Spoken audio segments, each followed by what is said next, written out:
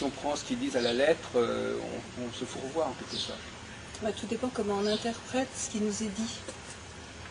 Ça, Alors est-ce que c'est à vous de l'interpréter, est-ce que c'est à vous de le faire ou est-ce que c'est à l'astrologue ou au voyant de le faire? C'est ça le problème. Ça m'étonnerait. Vous êtes mieux placé que lui, d'une certaine manière, pour savoir ce que veulent dire les choses. Ben, on peut aussi comprendre les choses comme on a envie de les comprendre et constater par la suite que ça ne s'est pas passé comme on aurait souhaité que ça se passe. Ou même que ça n'a pas été peut-être aussi pire que ce qu'on nous a annoncé. Il y a un décalage entre comment on comprend ce qui nous est annoncé et ce qui arrive. Et puis aussi une chose, il y en a qui disent que ce qu'on leur a dit était faux parce que les personnes ne font pas le rapprochement entre ce qui leur est arrivé et ce qu'on leur avait dit. Voilà. C'est aussi une chose qui se produit très facilement. Oui, parce qu'ils ont repensé qu'ils n'ont pas fait le rapprochement. Ah ben non. Je voudrais vous poser une question un peu préalable. À votre avis, pourquoi est-ce qu'on pourrait être amené à consulter justement un voyant? Qu'est-ce qu'on attend de lui? Est-ce qu'on attend qu'il nous dise exactement ce qui va nous arriver? Qu'est-ce que c'est? Parce que justement, il y a quelle est la différence entre ce que les gens attendent, ce qu'ils reçoivent? Qu'est-ce que serait la consultation idéale, en fait, quand Isabelle? Comment ça se passerait au mieux? C'est-à-dire qu'il faudrait que qu'on vous dise exactement, voilà, comme dans un film. Voilà. Il y a deux cas de figure, où celui qui consulte ne dit rien du tout, et le voyant dit ce qu'il peut, ou alors on dit ce qui nous préoccupe actuellement, quel est le domaine où on a envie d'en savoir plus, et à ce moment-là, le voyant réagit par rapport à ce domaine-là. Il y a deux façons de procéder. Quelle est la qualité de ce que vous attendez du voyant? Parce que vous dites justement qu'on n'a peut-être pas toujours la qualité, on n'a peut-être pas exactement la qualité de ce qu'on reçoit. C'est ce qui fait qu'en fonction de ce qu'il y a à payer, il vaut mieux s'abstenir quand on n'est pas sûr. Qualité-prix. Non, mais le risque, c'est un risque financier, plus exactement. Quand on ne sait pas à quoi s'en tenir, même quand on connaît la personne depuis longtemps, moi j'ai un exemple en tête, j'avais pris rendez-vous, mais en préparant ma consultation, je me suis dit qu'il y avait des risques qu'elle ne réponde pas à certaines de mes questions, et je me suis dit, le coût il est connu, les réponses on ne sait pas si on va les avoir ou pas les avoir, et donc j'ai annulé ma consultation, mon rendez-vous. Ah oui, le risque financier, moi ça m'intéresse. Oui, parfois, le problème ne vient pas tellement de ce qui nous attend, mais ça vient du problème qu'on a dépensé de l'argent pour le savoir. Non, le problème c'est est-ce qu'on va avoir les réponses qu'on attend? Oui. Alors si on nous dit on ne sait pas ou on ne peut pas nous répondre, j'ai pas envie de payer pour ça. Alors donnez-nous quelques exemples là qui vous viennent à l'esprit de propos qui ont été soit mal exprimés ou mal compris par la personne, et en l'occurrence par vous. Bon, l'exemple où on m'annonce une rencontre et la voyante dit je vois des livres, donc ça va se passer à un endroit où il y a des livres. Donc moi j'ai pensé à une bibliothèque, j'ai pensé au centre Pompidou, c'est la première idée que j'ai eue. La voyante m'a dit n'allez pas vous poster devant la bibliothèque du centre Pompidou en attendant que quelqu'un se pointe. Je dis bon d'accord. Et en fait effectivement il y a eu une rencontre dans un stand de livres dans le cadre d'un salon. Et en fait il n'y a pas eu suite, cette rencontre n'a en fait rien donné. Et ça c'est pas de la faute du voyant. Encore qu'elle aurait peut-être pu le voir. C'est-à-dire que c'est la faute du voyant dans la mesure où il n'a pas pu apprécier l'importance de la chose. Il peut voir une chose qu'on a faite qui est complètement dérisoire ou secondaire et dire ça va être l'affaire du siècle. Il ne se rend pas compte forcément. La voyante en fait a un flash qui est en quelque sorte statique. Elle s'exprime à propos de ce flash et c'est tout, on n'en sait pas plus, c'est une image, c'est un flash. Oui, c'est des choses qui gravitent autour de vous, c'est des espèces d'informations qui gravitent autour de vous. Elles sont peut-être vraies d'ailleurs pour le passé plus que pour l'avenir, à la limite. C'est peut-être aussi des choses qu'on a en tête ou qu'on est en train de faire. Donc finalement, est-ce que vous pensez que l'astrologue est mieux équipé pour... Alors, l'avantage certain de l'astrologie, quand l'astrologue est digne de ce nom, c'est qu'il peut dater un événement. Oui. Et là, j'ai une expérience. On m'avait dit, vous allez prendre une décision importante dans le domaine professionnel entre janvier et février d'une certaine année. Et la décision en question, je l'ai prise le 30 janvier. Donc, c'est- sans me souvenir qu'on m'avait dit ça. Ah. C'est après coup que je me suis rendu compte que c'était parfaitement exact. bon, donc c'est- Donc c'était une femme qui avait des flashs et qui m'a dit je vais le dater en regardant les éphémérides. Tac, c'est tombé. donc il y aurait une sorte de combinaison possible en fait. Bah, c'est tout à fait possible. Oui, tout à fait, bien sûr. Bien sûr. Et justement, le problème des voyants, c'est que souvent, beaucoup ont du mal à dater. Et ceci dit, il y en a qui sont capables de dire c'est pour dans 3 mois, 6 mois, 9 mois, 1 an. Alors vous nous disiez que vous aviez par exemple fait un test assez remarquable, c'est-à-dire que vous allez dans certains endroits et vous passez auprès de 3 ou 4 personnes à la suite. Comment vous vivez ces moments-là il y a quelque chose il y a des recoupements est-ce que c'est pénible pour vous de le faire Non, c'est pas pénible, pas du tout. Ceci dit, on m'a fait remarquer une chose, c'est que si on voit plusieurs voyants à la suite, il semblerait, après ce que j'ai compris, que ce qui est autour de nous, pour les voyants suivants devient flou. C'est-à-dire ce qui a été prédit devient flou pour le suivant.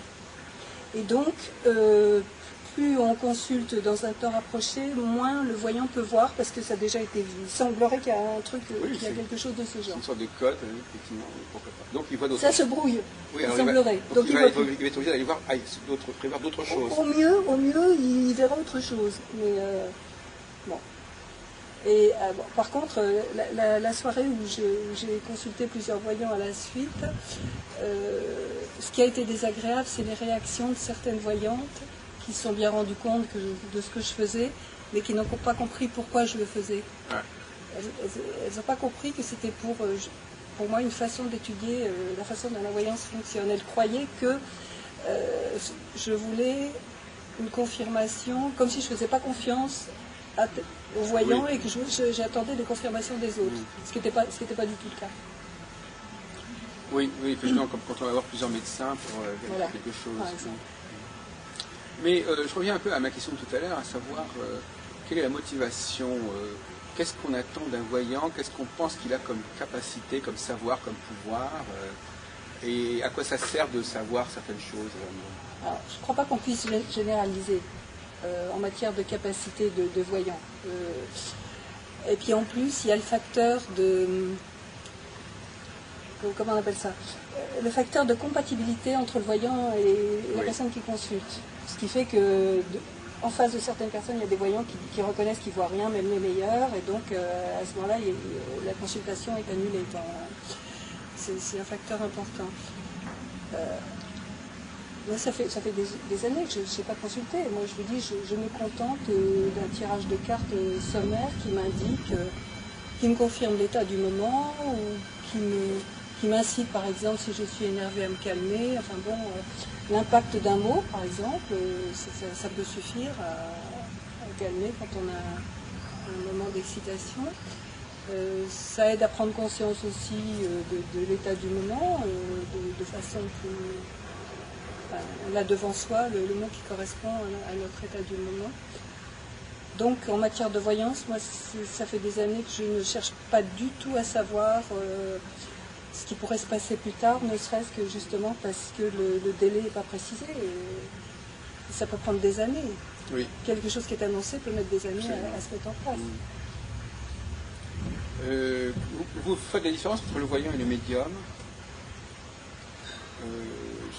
Par exemple, celui qui parlerait parce qu'il reçoit des messages de Ah désincarnés. oui, effectivement. Il y a celui qui voit par lui-même, effectivement, parce qu'il a la capacité de voir ce qui est inscrit dans l'aura. Et puis le médium qui reçoit des informations de désincarnés ou d'invisibles, de guides ou autres, oui. Jusqu'au channeling. Alors, on va revenir un peu sur l'astrologie. Comment a commencé votre parcours astrologique? Quelle idée vous faisiez de l'astrologie au départ? Et comment cette idée a pu éventuellement être retravaillée? C'était un parcours qui a dû commencer il y a combien de temps? Il y a 30 ans exactement. Ah d'accord.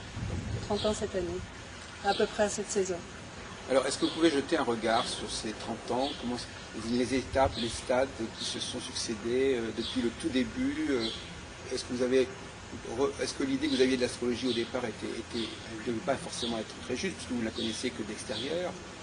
Est-ce que vous l'avez révisée? Est-ce que progressivement vous en avez pensé d'autres choses? Je ne sais pas. Est-ce que c'est un milieu qui vous paraît intéressant?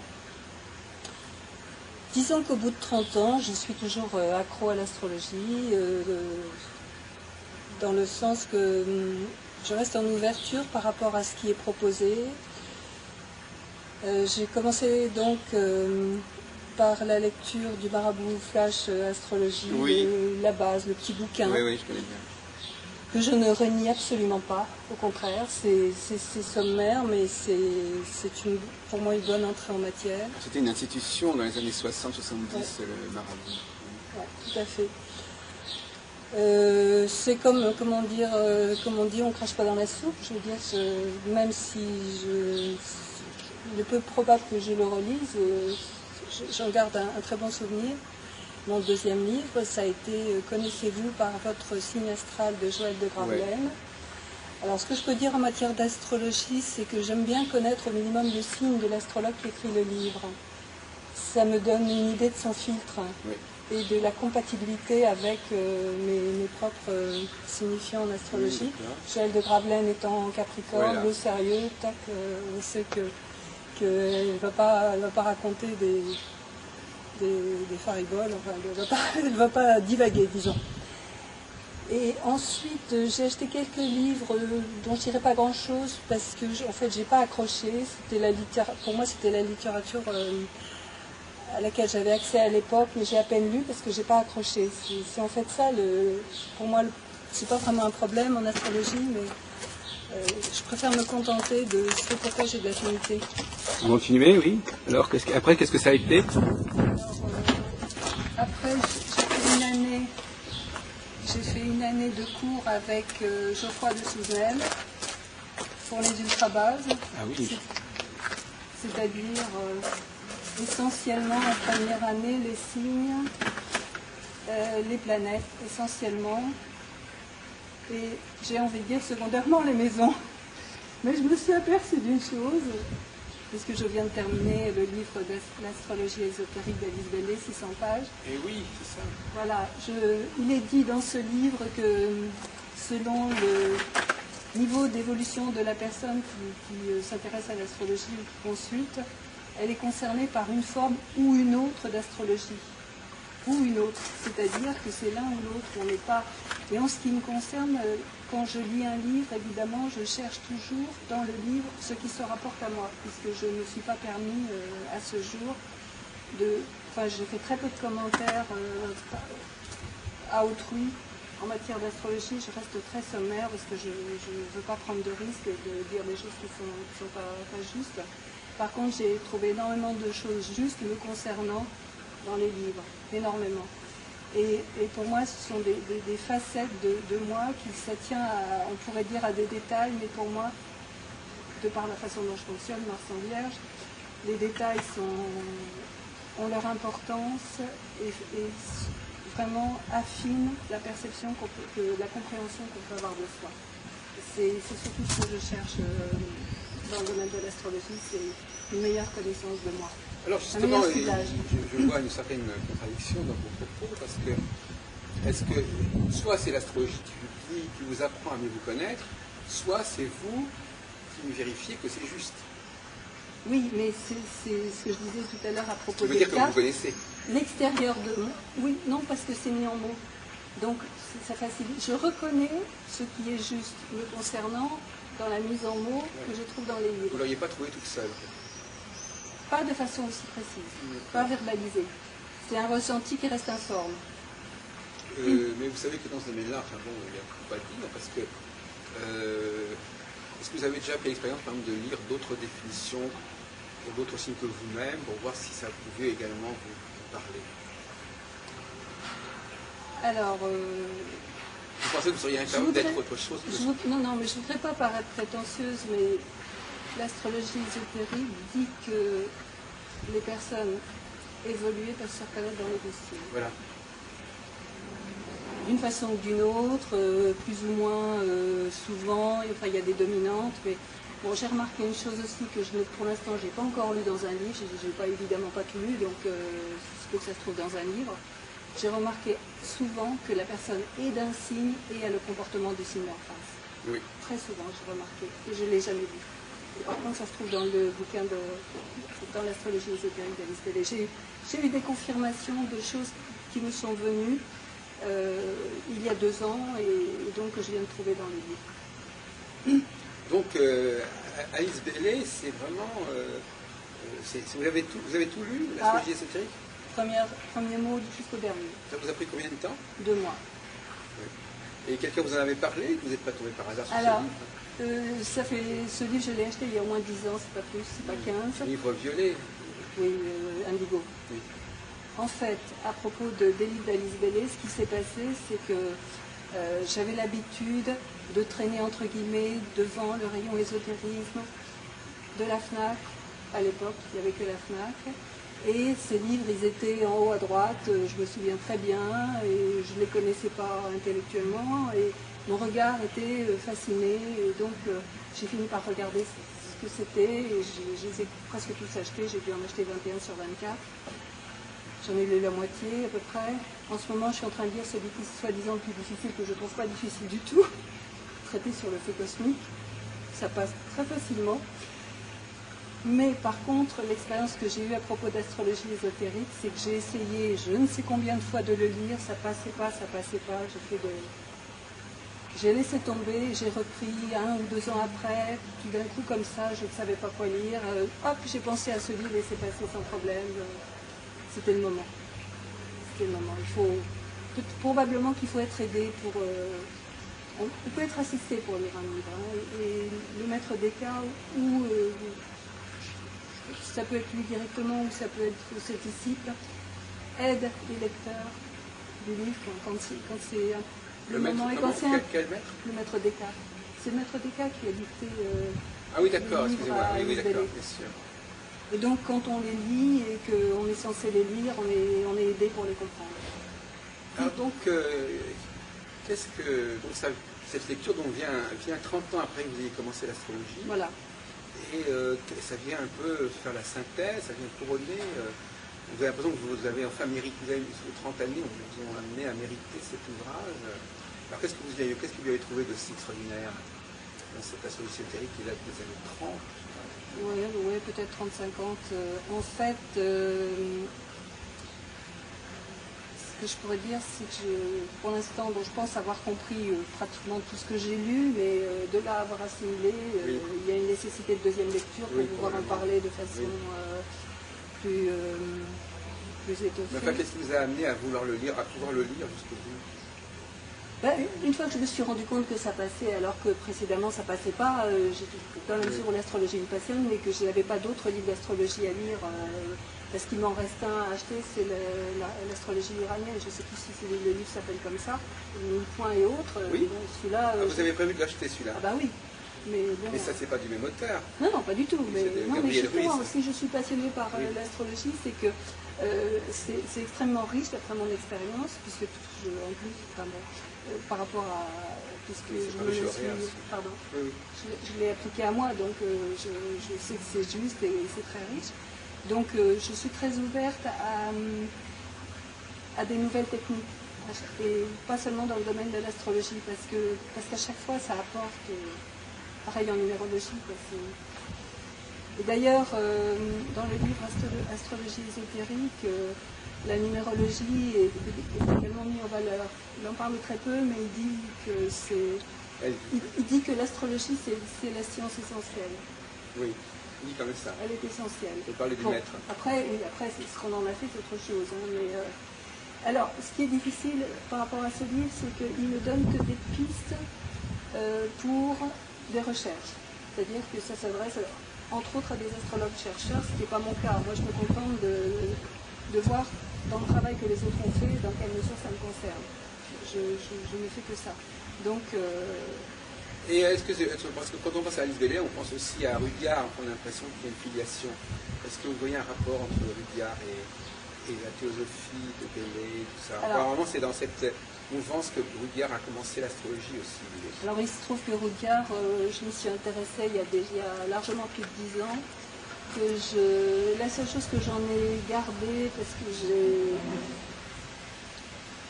je m'y suis intéressée d'une façon trop superficielle, comment dire, disons que je n'ai pas donné suite. Oui. Au lieu d'étudier, je n'ai pas donné suite, il y est pour rien, c'était probablement pas le moment, donc mais pour moi la porte n'est pas fermée. Ce que j'en ai retenu, c'est les degrés symboliques. Ah oui, les degrés symboliques. Voilà, j'ai une chose importante à dire à propos des degrés symboliques, c'est qu'on n'a pas intérêt à se tromper de degrés. Qu'est-ce qui se passe si on se trompe? Les images sont très différentes de l'une à l'autre, donc si vous prenez le mauvais degré, vous risquez il y a un risque de s'identifier à ce qui est indiqué, et donc ça peut être perturbateur, et on peut passer à côté du message du bon degré. Donc l'essentiel à savoir, c'est que par rapport au degré aussi bien du soleil, de l'ascendant, je l'ai fait aussi pour les planètes, parce que j'ai cet état d'esprit qui a tendance à prendre en considération un maximum de choses. Jupiter à la fin du Gémeaux. Et donc, je donne quelques références pour comprendre, pour qu'il soit compris pourquoi je fonctionne d'une façon ou d'une autre. Chacun fonctionne à sa façon. Donc moi j'ai pris en compte les degrés de toutes les planètes. Et donc, ce à quoi il faut faire attention, c'est que le degré à prendre en compte est le suivant par rapport à celui du Soleil, de l'ascendant et des planètes. Par exemple, 5 et quelques, c'est le 6e, c'est pas le 5e. Et c'est là qu'il y a eu l'erreur en ce qui me concerne. J'avais été pris en compte le 5e alors que c'est le 6e. C'est classique. Bon, oui, voilà. C'est quelque chose à quoi il faut vraiment faire attention. Pour ne pas induire en erreur, pour ne pas, comment dire,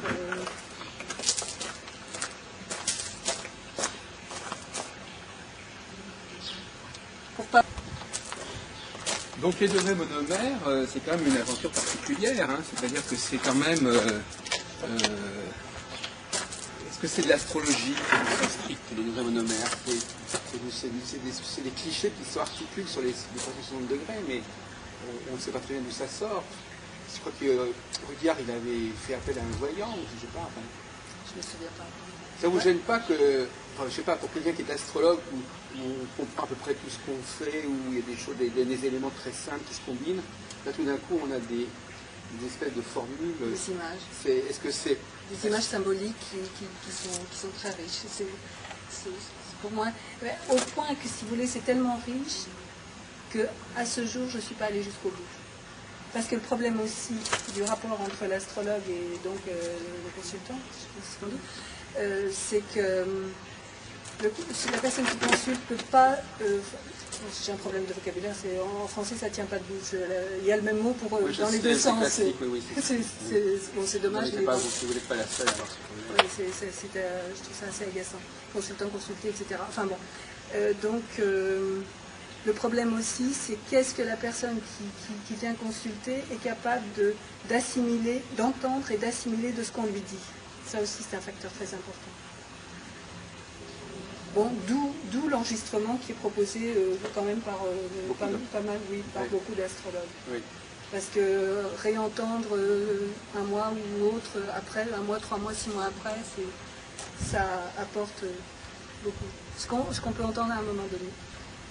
Vous pensez qu'un jour vous pourriez être astrologue dans vos vieux jours Les vieux jours, on verra. Moi, je pense que faut pas, en ce qui me concerne, j'ai une difficulté un peu de reconnaissance de moi de façon suffisamment précise. Et c'est pour ça que je cherche des choses précises, entre autres, dans le domaine de l'astrologie. J'attends, pour faire simple, j'attends des preuves de ce que je suis capable de faire. Bon, je sais certaines choses. Je sais que je suis capable de penser à propos d'eux. Donc je suis très critique de nature. Mais me lancer à dire des choses sur quelqu'un, si j'en dis très peu, ça va. Si j'en dis plus, ça peut être ennuyeux. Mais d'un autre côté, même si vous ne dites pas des choses, vous n'en pensez pas moins. C'est-à-dire que vous avez besoin de connaître les données astrologiques des gens que vous fréquentez, que vous côtoyez. Alors, ce qui pose un problème justement par rapport à ça, c'est que ça n'a de sens que si j'en connais suffisamment. de données astrologiques sur la personne. Si je m'en tiens à très peu, ça devient aberrant. Disons que, bon, il y a le soleil et l'ascendant, mais il faut au minimum connaître les degrés à chaque fois. Les deux. Ah oui, carrément. Ah bah oui, c'est le minimum. C'est le minimum. Parce Dans que... le système du Sapien, le système de Rudéa, plutôt. Parce qu'il y a plusieurs d'autres systèmes. Non, je fais référence à l'astrologie sidérale. Oui, le degré. Alors le degré. Ah oui, l'astrologie sidérale. Le fait de reculer de 23 degrés, Ah oui. actuellement 24, Oui. pour ceux qui naissent actuellement. Systématiquement, il faut reculer de 23 degrés toutes les planètes pour voir si elles changent de signe. C'est majeur. Alors ça, c'est donc, vous faites partie de ce qu'on appelle les astrologues sidéralistes. Ouais, Mais ça, est-ce que c'est le cas de Alice Bailey? bien sûr, Ah d'accord. tout à fait. Et justement, Alice Bailey dit que les gens hors de la masse, disons, ne sont plus concernés par les planètes dans les maisons. Et c'est probablement pour ça que je n'ai jamais vraiment retenu précisément la signification des maisons. Je les connais en gros, mais Ah oui. autant je suis très pointilleuse en ce qui concerne les caractéristiques des signes et des planètes, ça c'est vraiment mon point fort, mais alors déjà les maisons c'est un peu plus flottant. Et c'est pas étonnant parce que il semblerait que je ne sois pas vraiment concernée par... ça devient secondaire, disons. Sauf que par exemple, enfin on va faire, vous savez que la théorie des maisons a quand même influencé les signes zodiacaux. Par exemple, ce que vous dites sur, par exemple, quand on parle du cancer, par exemple, c'est souvent lié au fait que c'est associé à la maison 4. Oui, tout à fait, bien sûr. Bien sûr, Donc tout à fait. c'est quand même le climat de la maison 4 qui charge un peu l'image qu'on a du cancer. Bien sûr. En fait, même en ayant une connaissance sommaire de la signification des maisons, j'en ai quand même tenu compte et j'ai quand même constaté des vérités. Et c'est ce qui fait que je trouve dommage parfois quand les astrologues s'opposent, moi je fais ci, l'autre fait ça. Pour moi, tout a réellement son intérêt. Oui. Alors, Puisque je me le suis appliqué. Donc finalement, donc si vous êtes une astrologue sidéraliste, ça veut dire que vous pensez que il ne faut pas s'appuyer sur l'équinoxe de printemps, sur le point vernal. Que vous avez une raison pour ne pas vous démarquer des autres astrologues qui, eux, sont des tropicalistes, comme on dit. Oui, non, moi ce que je dis, c'est qu'il faut prendre en compte les deux. Ah oui, d'accord. Le thème tropical, c'est le thème de la personnalité, c'est le thème du fonctionnement dans sa vie courante. Et le thème sidéral, c'est le thème de l'âme, c'est-à-dire ce qui est à l'arrière-plan, ce qu'on est censé... c'est pourquoi on est là sur Terre. Vous connaissez les travaux de Cléa? Je crois qu'elle parle un peu de... Oui. Non. J'ai l'impression qu'elle dit un peu ça, qu'il y a plusieurs strates comme ça qui peuvent être analysées avec des astrologies différentes. À propos d'astrologies différentes, que pensez-vous, enfin une petite parenthèse, de l'ère du Verseau? C'est important de savoir, est-ce que vous y croyez d'abord? Parce que c'est sidéraliste quelque part, l'ère du Verseau, c'est lié à la constellation. Alors, qu'est-ce qui va se passer? Qu'est-ce qui est en train de se passer? Et est-ce que c'est une théorie qui est validable sur le long terme? Enfin, ça permet de comprendre l'histoire des religions. Enfin, comment est-ce que vous percevez toute cette théorie des arts précessionnels? Disons que... Ça sert à quelque chose? Ah oui, tout à fait. Pour moi, oui. La seule chose, si vous voulez, c'est qu'actuellement, on est dans une phase de transition qui peut prendre plus ou moins de temps. Parce que, en fait, c'est vrai que les astres influent, et les astres et constellations influent, c'est vrai, mais tout le monde n'est pas prêt à prendre le train et tout le monde ne monte pas dans le même wagon par rapport à ce train. Donc il y a ceux qui sont déjà totalement, qui vivent selon les principes de l'ère du Verseau, il y a ceux qui sont au bord d'eux, et il y a ceux qui sont à la traîne, qui passeront à la trappe, oui. Parce qu'à un moment ou à un autre, ils passeront à la trappe. Hein. Il y a des influences qui poussent vraiment, mais après, ça se passe plus ou moins vite selon les réactions des uns et des autres. Mais vous ne vous intéressez pas, en revanche, même chez les sidéralistes, vous ne vous intéressez pas aux étoiles fixes? C'est pas que je ne m'y intéresse pas, c'est que pour l'instant, je n'ai pas... j'ai pas les éléments. J'ai pas cherché à consulter une littérature en rapport avec ça.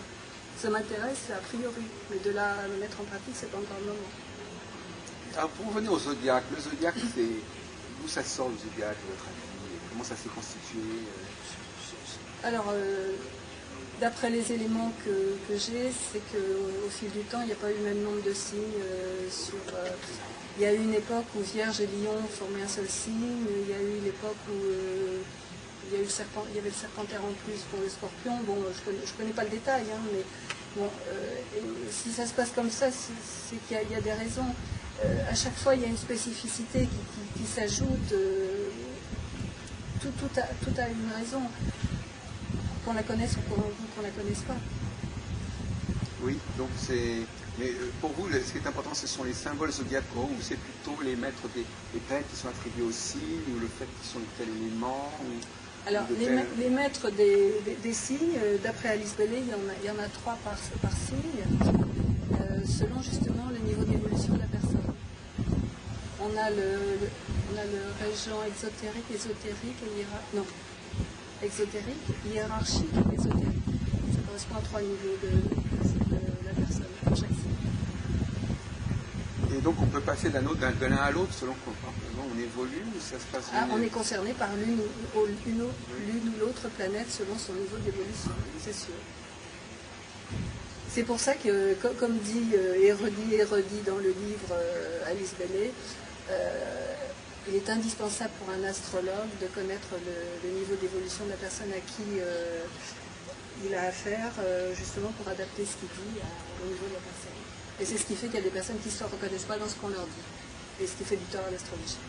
Et comment l'astrologue va-t-il procéder? C'est pas très facile à manier, l'astrologie. Comment va-t-il procéder pour savoir le niveau d'évolution de celui qui en fait, il demande à la personne quels sont ses intérêts dans la vie. C'est exactement c'est essentiellement comme ça qu'on situe le niveau de la personne. Mais il faut se méfier aussi parce qu'il peut y avoir deux niveaux parallèles. Je suis concernée par ça, je suis sur plusieurs niveaux. Et donc, après si j'ai affaire à un astrologue qui est terre à terre, il me situera au premier niveau. Si j'ai affaire à un astrologue qui est au troisième niveau, il me situera au troisième niveau. Donc, c'est un facteur aussi, hein, c'est le filtre de l'astrologue. Ah oui, c'est vrai, s'il est trop en haut, il va mettre tout le monde en bas et inversement.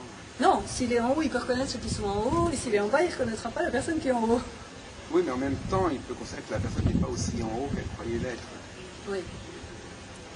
Quelqu'un qui est très en bas... Quelqu'un qui se prend pour je ne sais pas qui, effectivement, pourra ne pas reconnaître le niveau de quelqu'un qui ne montre pas trop ce qu'il est, quoi, parce qu'il y a des choses qui, selon le tempérament...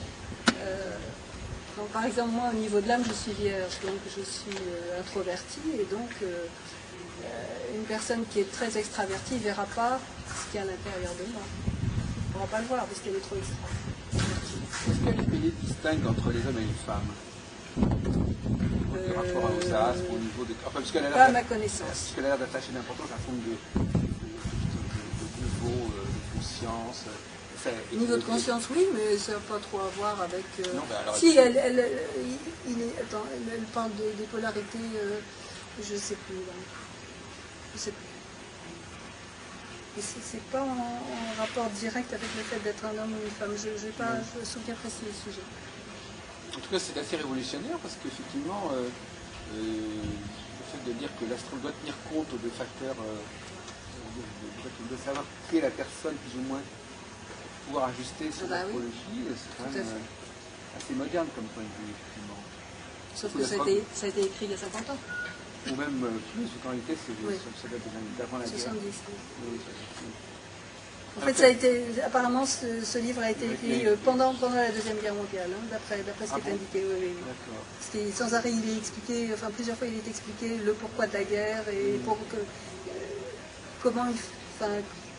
comment on va s'en sortir, etc. Il y a pu y avoir plusieurs rééditions, avec des rééditions et des augmentations. Je crois pas. Non, c'est original, ça a été maintenu. Oui. C'est pas possible de faire autrement. C'est un ouvrage qui a été énormément traduit. Elle est décédée un mois après, donc après avoir terminé d'écrire. Elle est décédée en quelle année, Alice Bailey? Je ne me souviens pas, mais je sais que c'était un mois après avoir terminé d'écrire. C'était dans les années 40 qu'elle est morte. Puisqu'elle aurait écrit ça pendant la Seconde Guerre mondiale. 50 et quelques. Ah oui, donc c'est 50. Donc elle aurait écrit ça après la guerre.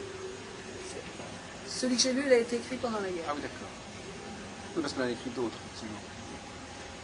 Alors, au niveau, qu'est-ce qu'elle a comme méthode prévisionnelle, Alice Bailey? Est-ce qu'elle privilégie quoi? Les directions, les transits? Qu'est-ce que c'est? Je ne parle pas de tout ça. Elle ne parle pas de tout ça.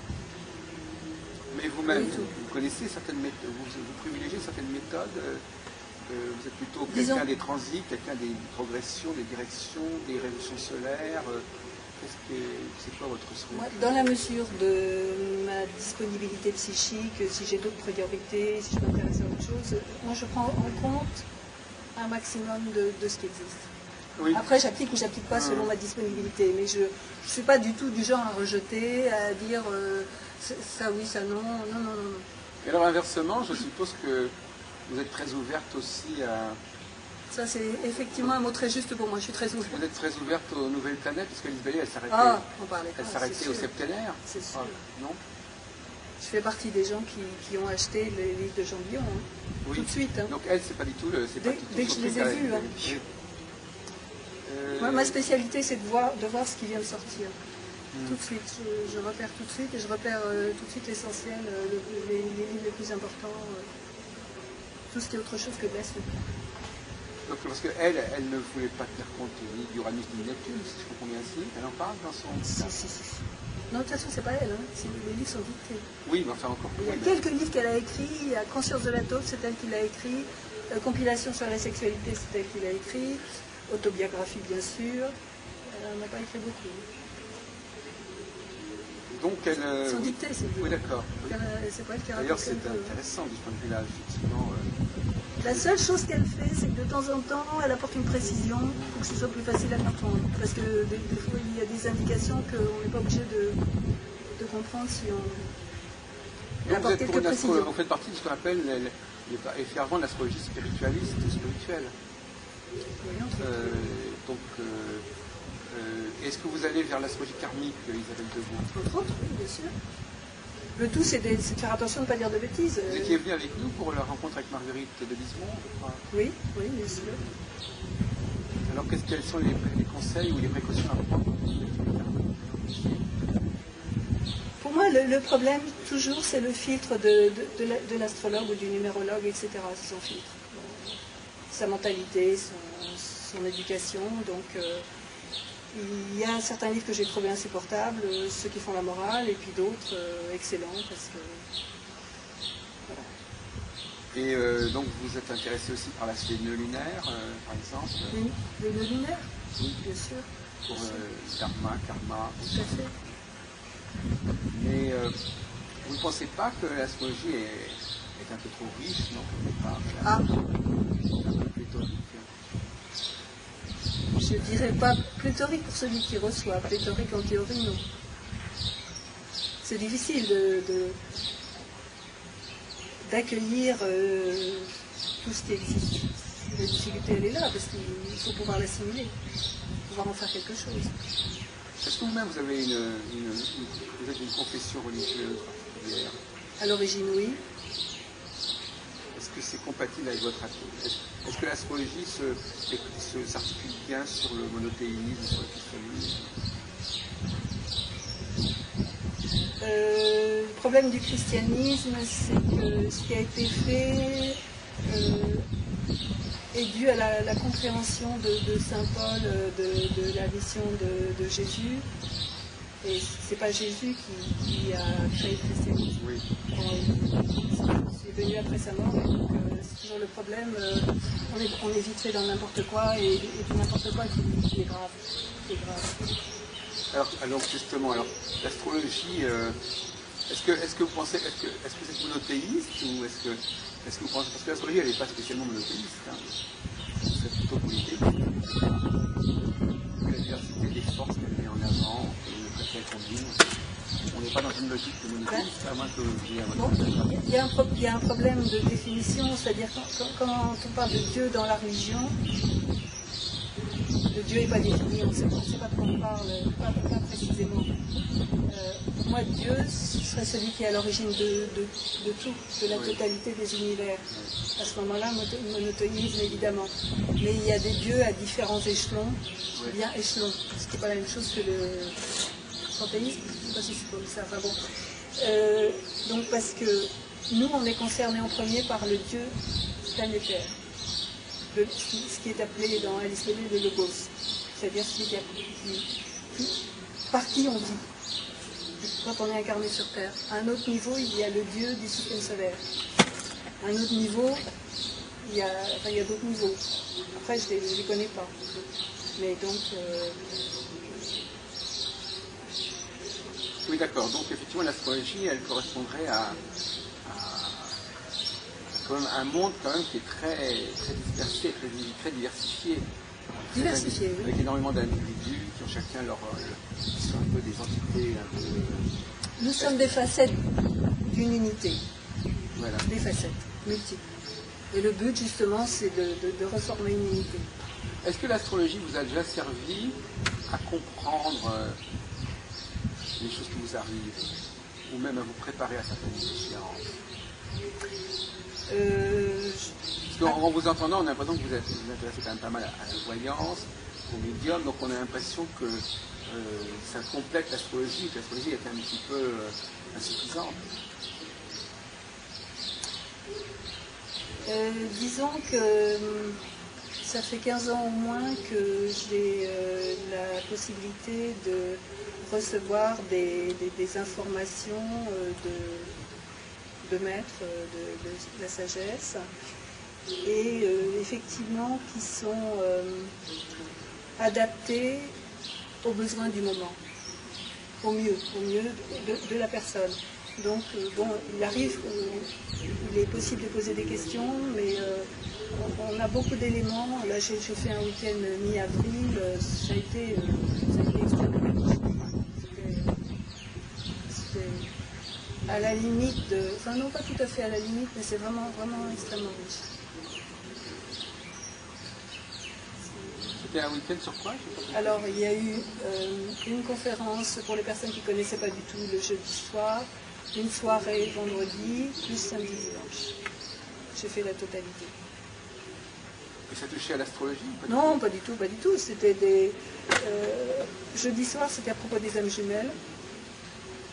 Vendredi soir, c'était comment faire descendre la réalité, c'est-à-dire le potentiel, comment le faire devenir réalité sur le plan terrestre. Bon, là, je ne donnerai pas de détails parce que j'ai pas trop... En fait, il y a un taux vibratoire sur place, ne serait-ce que ça, qui est déjà excellent. Moi, je peux vous dire que dans ma façon d'être, je suis influencée par les bracelets que je porte. Oui. Par celui-là en particulier, qui n'aide pas pour être concrète et avoir les clés. J'ai décollé là, hein, donc j'ai pas dit déconner, j'ai dit décoller. Oui, bien sûr.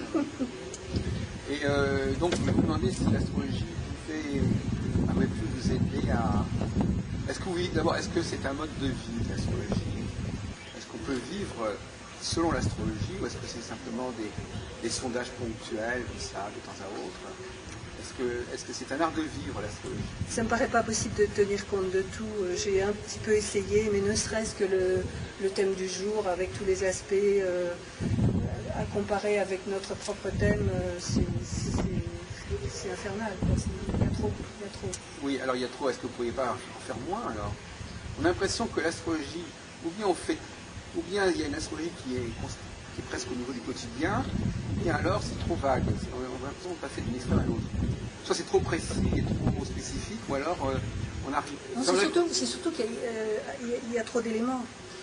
Oui, alors bien sûr, on peut se débrouiller pour prendre en compte que tel et tel aspect. Le problème que j'ai rencontré à une époque où j'avais un logiciel d'astrologie et donc j'avais sorti le thème du jour d'un rendez-vous important, comparé avec mon propre thème, il y avait évidemment les aspects qui étaient faciles et les aspects difficiles. Alors pour arriver à combiner le tout, c'est pas évident. À la limite, il vaut mieux s'en passer et puis observer ce qui se passe et essayer de s'adapter à ce qui se passe dans l'instant. Oui. Il semble bien qu'il y ait une sorte de... Oui, c'est-à-dire que l'on... Soit, alors, du fait que l'astrologie est très complexe, soit on prend un peu au hasard tel facteur et puis on fait avec, ce qui n'est peut-être pas une solution, c'est-à-dire qu'on fait un petit choix comme ça. Mais il semblerait qu'effectivement, on ne sait pas très bien où est la colonne vertébrale, c'est-à-dire où est son centre. C'est-à-dire que, est-ce qu'elle est est-ce que vous pensez qu'il y a un cycle dominant qui serait valable, qu'on pourrait étudier, qui serait le cycle de l'humanité, qui serait un cycle avec une combinatoire planétaire ou stellaire, enfin quelque chose qui serait dominant, qui permettrait de ne pas trop se perdre dans le... La première idée qui me vient, effectivement, c'est de prendre en compte le transit des planètes lourdes. Et vous savez, une chose, je me suis un petit peu réconciliée avec les astrologues qui écrivent ou qui disent que les planètes lourdes ont une incidence collective et pas individuelle. J'ai compris pourquoi. Parce qu'à un niveau de ce qui est appelé la masse, effectivement, tout le monde ne perçoit pas les influences planétaires. Pas de la même façon, pas au même degré, etc. Donc sur certaines personnes, ça a une influence, sur d'autres, ça n'en a pas. Donc on ne peut pas dire que ça en a ou que ça n'en a pas, ça dépend des gens. Moi, ça fait longtemps que je sais que les planètes lourdes ont une influence marquée dans mon thème. C'est évident. Alors les astrologues qui en font l'impasse, moi je ne peux pas. Je ne peux pas accepter. Vous voulez dire que les astrologues ne tiendraient pas compte des planètes transsaturniennes? Oui, de l'incidence sur l'individu. Oui. Moi, je sais que quand Pluton est entré en Capricorne, le jour où c'est arrivé, j'ai dégusté. Bon, après, ça s'est passé, mais j'ai dégusté ce jour-là. C'est précis. Oui, alors justement, c'est ça, l'astrologie aurait une certaine capacité à la précision. C'est-à-dire l'influence est plus ou moins forte selon la sensibilité des gens. Alors, les gens qui ne sont pas trop sensibles, ils ne sont pas passés, donc ils vont pas dire que c'est valable. Et les autres, évidemment, s'ils le prennent en pleine tronche, ils vont dire que c'est valable, c'est sûr. J'ai un exemple à ce sujet. À l'époque où j'avais donc ce logiciel, un matin, j'étais... bon, évidemment, il y a le côté sensibilité féminine qui joue, c'est certain. Je suis très, très sensible à la Lune. Donc un matin, j'étais pas bien. Et donc, j'ai interrogé le thème du jour. Et c'était très amusant parce que le commentaire était écrit texto. Ne vous affolez pas, ça ne va durer que quelques heures, c'est la Lune. Enfin, c'était pas dit exactement comme ça, mais il était écrit ne vous affolez pas. Et effectivement, à 14 heures, c'était passé. C'était la Lune. Bon, on va arriver à la fin de notre entretien. Alors donc, qu'est-ce que vous souhaitez préciser ou développer concernant votre parcours divinatoire ou astrologique? Est-ce que vous pensez que vous n'avez peut-être pas... Il y a des choses que vous avez apprises sur le tard ou sur le tard? J'apprends au fur et à mesure. Que vous ne vous rendiez pas compte au départ de ce que... Quand vous lisiez Marabout Flash à la fin des années 70, déjà... 68, j'ai lu. 68? Oh pardon, 78, excusez. Ah oui, attendez. Excusez. Moi j'ai commencé effectivement dans les années 68, mais pas vous. Non. Il y a pas mal, 30 ans. Non, je confonds avec mon arrivée en région parisienne. Oui. Donc, effectivement, je trouvais ça... je pense que vous avez lu ça au début par curiosité, finalement. Et puis ça vous a capté. Enfin, au départ, vous avez peut-être lu ça en disant, bon, je vais m'intéresser comme ça, en passant. Non, il y avait une autre raison. Une raison qui m'a été dite ultérieurement, c'est que j'étais astrologue en Atlantique. Ah, d'accord. Donc, ce qui fait que... Ah oui, d'accord. Ah, oui. Donc, c'est pour ça qu'on est attiré, entre autres. C'est une des raisons. Oui. Je pense que tous les gens qui ont acheté le Marabout Flash n'étaient pas astrologues en Atlantique. Moi, ça venait de là. Hein. Oui. En tout cas, vous n'êtes toujours pas... Pas rassasié. Vous n'êtes pas rassasié, et en plus, vous n'êtes toujours pas passé de l'autre côté de la barrière, c'est-à-dire que vous n'êtes toujours pas vraiment professionnel. Non, j'attends de savoir ce que je suis capable de faire, et je ne vais pas me lancer comme ça. Bonjour. Bonjour. Et vous êtes passé ici par une période, ça m'avait rappelé l'autre jour qu'on en avait parlé, une période où vous consultiez beaucoup vous-même les cartes, les cartes, oui. Ou les litchis, de façon extrêmement simple. Hein, extrêmement, je ne fais pas de tirage en croix, etc. Tellement simple que je me contente d'ouvrir un jeu. Et je regarde quelle est la carte apparente. connaissiez-vous, monsieur Jonathan? Je le fais un peu moins maintenant. Donc là, nous avons la visite de notre ami Juste Jonathan, que je connais depuis 25 ans facilement. Et je vous présente Isabelle Deveau, là, qui fait de l'astrologie quand même depuis 30 ans, et qui est une lectrice d'Alice Bailey, notamment. Je ne sais pas si vous connaissez l'astrologie ésotérique d'Alice Bailey. Et elle vient de lire en 2 mois tout le traité d'astrologie ésotérique. Et alors elle a retenu notamment le fait que selon le degré d'évolution, c'était pas la même planète qui dominait le signe. Vous connaissez cette théorie? C'était le régent du signe. Oui, ça se défend très bien. En fait, on a des affinités avec des planètes en fonction de différentes données natales. Non, c'est pas ça. C'est en fonction du niveau d'évolution de la personne ou d'un certain signe. Elle a comme régent telle ou telle planète. Oui, ça je comprends. 2 ou 3 planètes possibles. C'est l'histoire du Sagittaire et du Capricorne en particulier. Pour tous les signes. Vous avez 3 régents. Il n'y a que le Soleil dont les 3 régents sont le Soleil. Il n'y a que le Lion dont les 3 régents sont... Vous l'avez pas lu, l'astrologie ésotérique? Pas cet ouvrage. J'en ai lu qu'un. Est-ce que vous avez entendu parler, Isabelle, des Pléiadiens? Oh, bien sûr. Parce que lui, il n'arrête pas de parler des Pléiadiens. Alors moi je suis complètement idiot parce que je n'en avais pas entendu parler, et maintenant tous les gens que je rencontre en ont entendu parler. Alors, il en est question aussi dans l'astrologie ésotérique. Les questions du triangle, la grande ours, Sirius et les Pléiades. Oui, c'est là qu'était l'origine. Maintenant, moi j'ai le côté pléiadien Maya depuis 1994. Que tout le monde revendique en ce moment, c'est la grande mode, à cause de l'année 2012. Et c'est une mode qui existe en fait depuis 1994. C'est à la suite d'un témoignage d'une américaine, Aluna Joy, qui a fait un message et qui a eu un représentant en France qui a traduit des textes dont j'ai eu connaissance. Donc au départ, c'est cette date-là qui existe pour moi. Alors les Pléiadiens, qu'est-ce que vous en savez?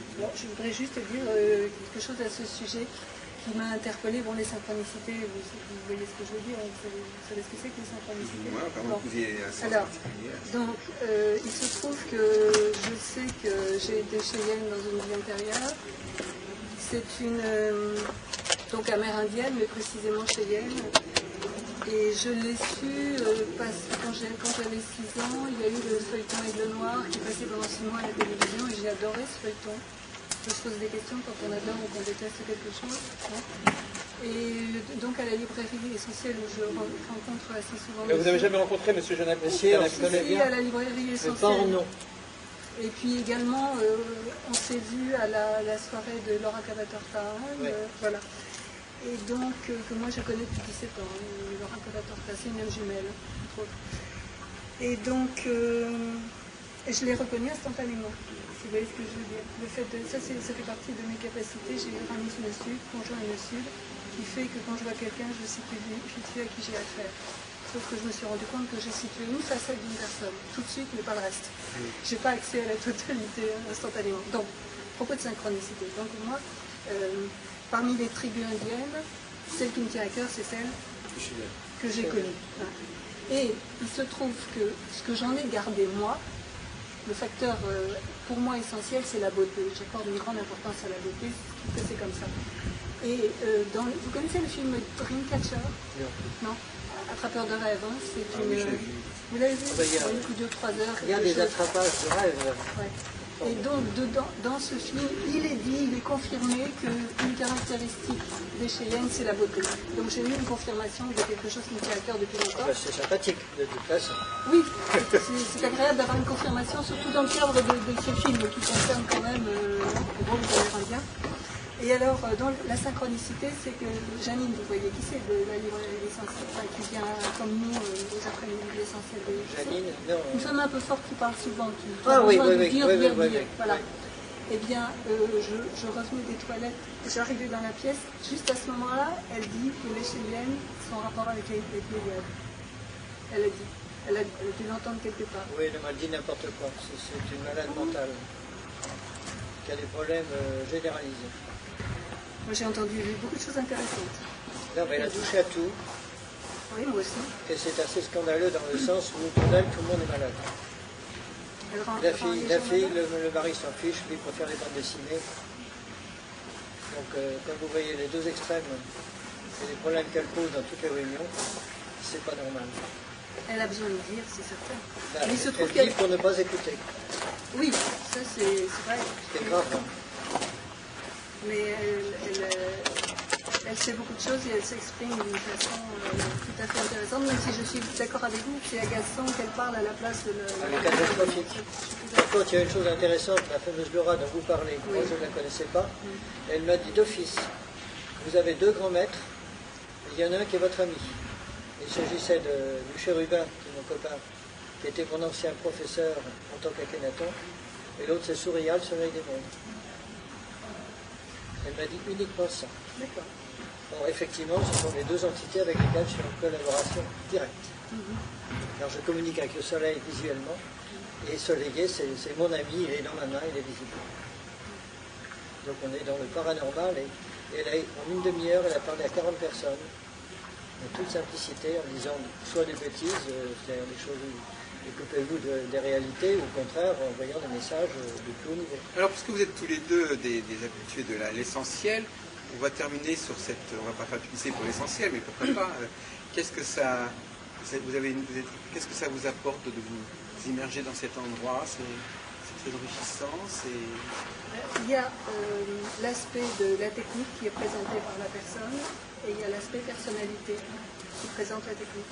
C'est ce que j'ai été chercher. Et en fin de compte, ce qu'on appelle salonté, c'est ce qui permet de dialoguer, c'est-à-dire de demander à la personne comment elle a un certain savoir et comment elle le ressent. Donc c'est à la fois humain et technique. Et on peut échanger librement, il n'y a pas de temps. Dans un délai dans une durée de 3 heures. Oui, c'est énorme. Oui, c'est énorme par rapport aux conférences du soir. Alors donc c'est une espèce de havre, un peu. Pour moi, c'est presque une université, j'ai envie de dire. Oui. Le mot est exact. Hein, de par la variété Le mot est de ce qui exact nous est parce proposé. que les gens se mettent à nu quand on leur pose des questions et n'esquivent pas. Parce qu'un salon de thé, c'est justement l'occasion de discuter gentiment, sans porter des jugements. Et comme c'est quelque chose d'avant-garde, les gens disent c'est ce que moi je ressens. Ils ne mettent pas une valeur en disant c'est obligatoirement vrai, c'est ce que je ressens. Ça, c'est une expression typique du salon de thé. Et puis chacun est là pour prendre ce qui lui correspond, pour être chacun d'accord ou pas d'accord. C'est chacun, c'est en fonction de ses propres possibilités aussi. Puis en plus, on choisit sur programme. Bien sûr, on n'est pas obligé de venir, c'est sûr. Mais qu'est-ce que c'est que le salon de thé? C'est quoi le salon de thé? C'est-à-dire quoi un salon de thé? Ce sont des intervenants qui se présentent Voilà, et on nous propose un thé. Voilà, on propose un thé. Et puis on parle, il y a quelques personnes qui sont là, elles parlent avec une personne qui vient. Il y a un intervenant, il y a un